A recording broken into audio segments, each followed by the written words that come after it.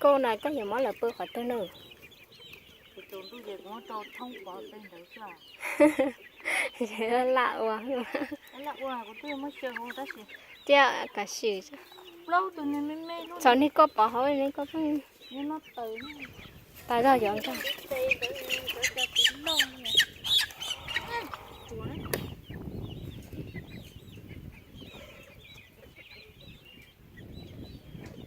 Nó mà có tôi thải mình sụn no ấy.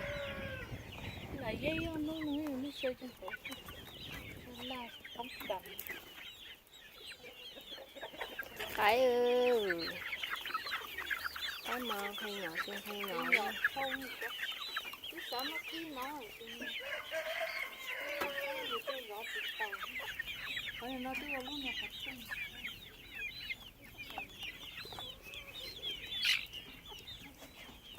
Cái nói thì bắt cái đắt cái gầm sẽ hỏng nghe.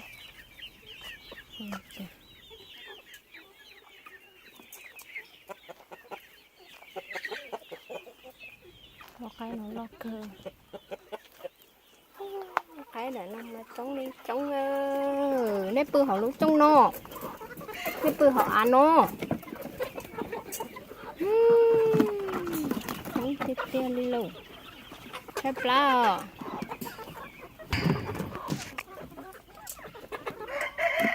Nó để cho cái xiếng bay thôi cho nó chỉ xiếng.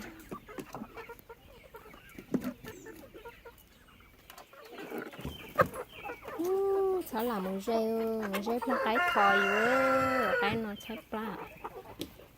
Cứ chỉ nó khổ đi nên mà khổ thắng ta đi nó.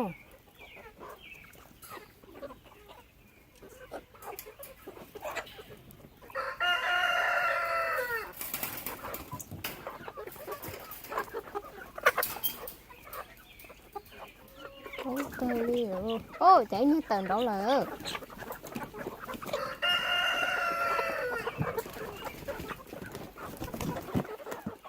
Cái nào mà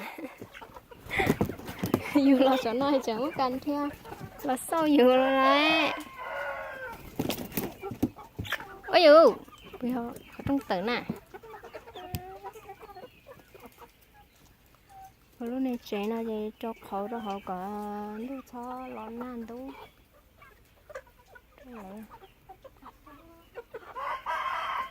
Ôi dù cái nó trái pla chỉ trái pla liều. Trái pla tên nó chỉ cả khẩn nó này là cái nó mà tấu tí tiền đi đâu. Tên này bó cứ bóng con luôn nói chỉ một bằng sự khẩn nó là. Mình đợi ta chỉ không bó trắng này. Và nó khó khá sẽ theo.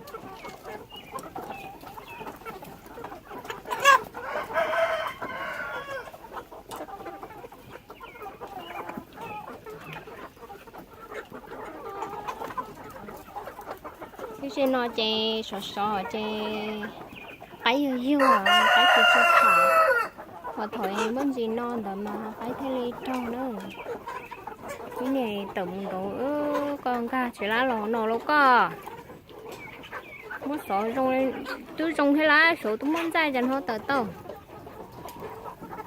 cái nào sỏi chẳng sỏi rong đi luôn nghĩ tờ tàu sỏi chẳng một cân tám bộ đi luôn.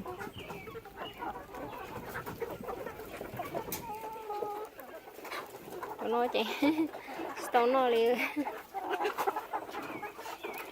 nó cái thấy nữa cái thấy ha cái xiềng cây ha cái chỉ xiềng cây cái tôi mà rung coi cái tôi xẻ mà rung coi chút tiền đấy nữa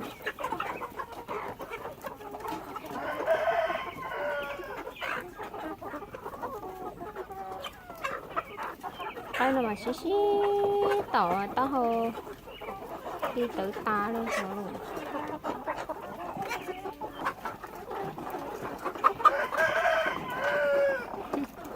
Chú ăn từ trong gà thế. Đừng bà xài cho các cá nó xưa nè. Chỉ cá nó bóc từ này cái nó nè.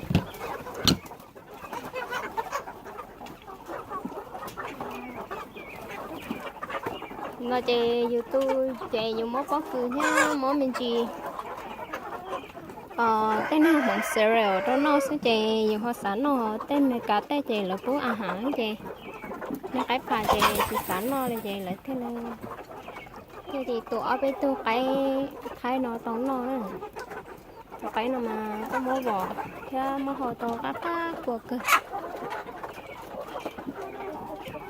trong cơn đó đấy à